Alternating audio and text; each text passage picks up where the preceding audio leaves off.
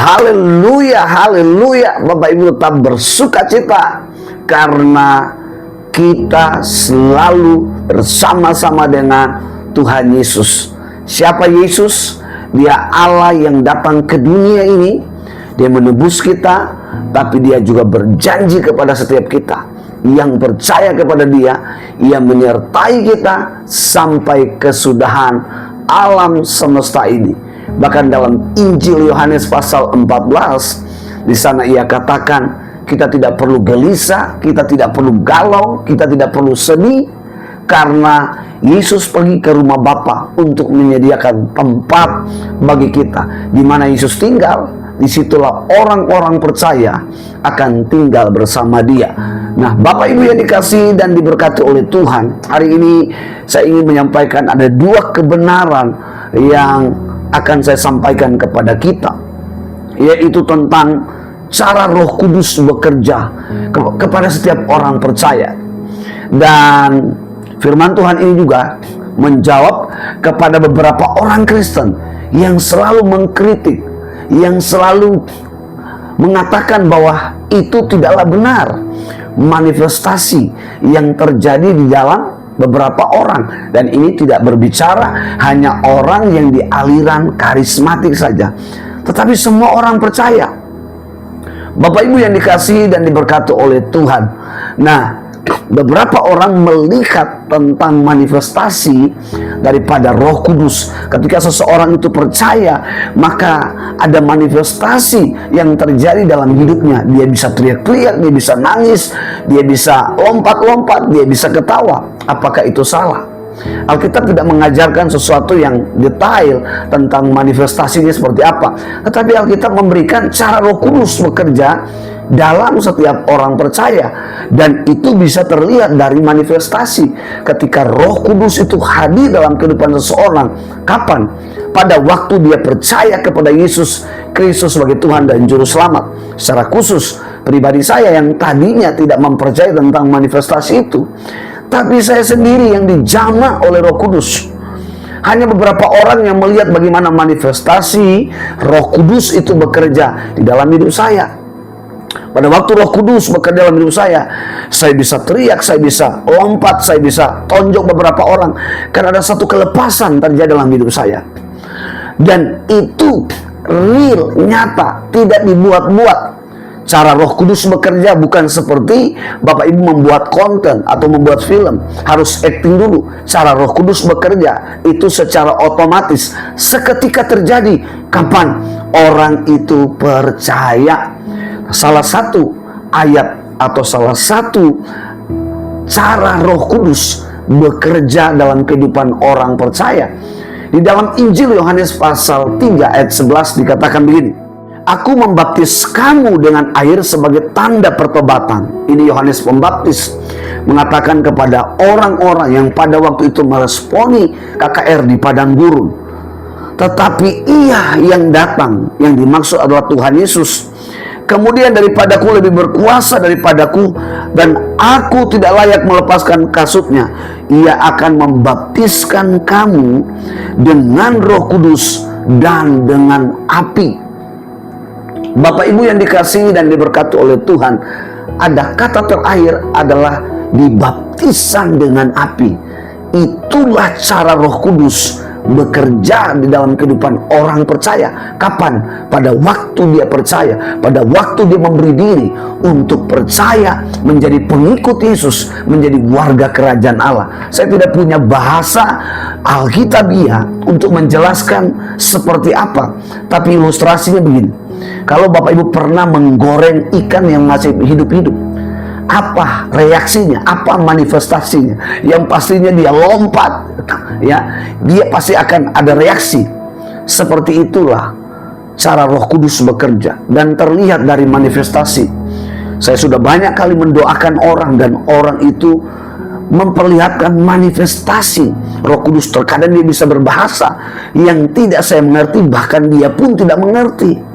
Kenapa? Karena itulah bahasa Roh Kudus, karena itulah bahasa Tuhan. Roh Kudus menyampaikan itu kepada Bapa dalam bahasanya Allah itu sendiri. Dari mana apa yang ada dalam hati, yang tidak bisa terucap, itulah Roh Kudus bekerja. Dan itu termanifestasi keluar dari mulut kita. Kita sendiri tidak mengerti. Nah, api juga membakar semangat orang yang tadinya malas berdoa, yang tadinya malas baca Alkitab, yang tadinya malas beribadah, yang tadinya malas untuk menyembah Tuhan.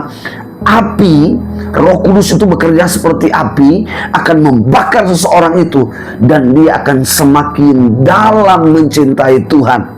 Saya pun demikian. Ketika saya mengalami Tuhan, ada begitu cinta yang dalam yang saya rasakan. Setiap hari saya ingin rindu. Saya merasakan bahwa keadaan saya, memang tubuh saya ada di bumi, tapi saya merasakan bahwa seperti saya ada dalam kerajaan Allah. Saya merasakan damai sejahtera, sukacita, yang tidak dapat terlukiskan, yang tidak bisa dapat saya menceritakan tentang seperti apa gambaran itu sendiri. Karena itulah Yesus, itulah Allah yang bekerja, yang melampaui segala akal dan pikiran. Karena itu Bapak Ibu yang dikasihi dan diberkati oleh Tuhan, jangan kita menilai sesuatu yang terlihat manifestasinya, tapi lihatlah siapa yang bekerja di dalam dia. Ada begitu banyak orang yang mengalami di mana Roh Kudus bekerja dalam kehidupan seseorang. Seseorang yang tadinya suam-suam kuku, seseorang yang tadinya gemar kepada dosa dunia, tapi ketika hadir Roh Kudus membakar seseorang itu, akhirnya dia meninggalkan dunia ini, tapi dia akan mencintai Tuhan jauh melebihi dari kehidupan sebelumnya. Saulus atau Paulus yang kita kenal, Paulus mengatakan bahwa dulu sesuatu yang dia anggap mulia, berharga, berarti, tapi ketika dia ada di dalam Kristus, justru jauh melebihi dari apa yang dia lakukan. Dia katakan Yesus Kristus jauh lebih mulia dari kehidupan dahulu. Mari kita bisa melihat di dalam Kisah Para Rasul pasal 2 ayat 3 tentang kehidupan orang percaya. 120 orang mengalami di mana Roh Kudus bekerja di loteng Yerusalem. Dikatakan dan tampaklah kepada mereka lidah-lidah seperti nyala api yang bertebaran dan hinggap pada mereka masing-masing. Dikatakan tampaklah kepada mereka seperti lidah nyala api yang hinggap kepada setiap orang percaya. Bapak Ibu, kalau kena api, apa sih reaksinya? Ya, ada reaksi. Nah, itulah, saudara tidak bisa menjelaskan bagaimana manifestasi pada waktu itu. Orang-orang yang datang pada waktu itu pun mereka mengira bahwa orang-orang percaya yang ada di loteng Yerusalem sedang mabuk. Tetapi ketika mereka melihat, ternyata mereka bukan dipenuhi oleh anggur dunia, mereka bukan mabuk oleh dunia, tapi mereka dipenuhi oleh Allah Roh Kudus. Api daripada Allah berkobar dalam hidup mereka, sehingga mereka semua terucap dari mulut mereka adalah bahasa daripada orang-orang yang pada waktu itu hadir di Yerusalem, dan mereka mengucapkannya semua tentang perbuatan-perbuatan Allah yang Allah telah lakukan dalam kehidupan orang-orang percaya. Saya berdoa supaya kita tidak menjadi orang yang hanya mengkritis. Ini adalah sesuatu yang tidak penting yang kita harus bahas. Jangan-jangan kita adalah orang yang tidak mengalami, sehingga kita menjadi seperti orang-orang yang pada waktu di Yerusalem. Kita menuduh bahwa kita sedang mabuk agama, mabuk sesuatu dan lain sebagainya. Tapi marilah kita melihat siapa yang bekerja dalam hidup seseorang itu. Kita boleh saja memprotes kalau pribadi yang lain yang bekerja, tapi kalau Roh Kudus yang bekerja, jangan pernah saudara menilai sesuatu menurut pikiran, karena Allah bekerja melebihi di atas pikiran manusia. Allah yang berkuasa, Allah yang menciptakan pikiran kita, Allah yang memberikan hikmat kita. Maka Allah yang bekerja dalam kehidupan seorang tidak dapat diselami atau diukur dengan pengalaman kita. Tetapi lihatlah pribadi siapa yang bekerja di dalam hidup seseorang. lihatlah buah-buah di dalam kehidupannya. Jangan yang terlihat dari luar, yang terjadi dia teriak, dia tertawa, dia melompat, dia bernyanyi. Lalu saudara menyimpulkan, ini adalah roh lain. Oh, ini menyesatkan. Oh, ini bukan Tuhan. Bapak Ibu yang dikasihi dan diberkati oleh Tuhan, sudah waktunya kalau Roh Kudus bekerja kepada orang, sekali lagi, jangan lihat termanifestasi dari luarnya, tapi lihatlah yang bekerja di dalam itu siapa. Yesus yang dinyatakan di dalam Roh Kudus bekerja kuasanya seperti api yang membakar seseorang, yang pada akhirnya dia menjadi orang yang mencintai Tuhan Yesus. Dengan secara radikal dia menyampaikan Injil Yesus Kristus. Ada seorang narapidana mati namanya Andrew, yang pada waktu itu dari Australia. Mereka akan dieksekusi karena masalah pengedar narkoba pada zaman Jokowi. Tapi pada waktu dia mengenal Yesus, dia begitu dibakar oleh api Roh Kudus, membara cintanya.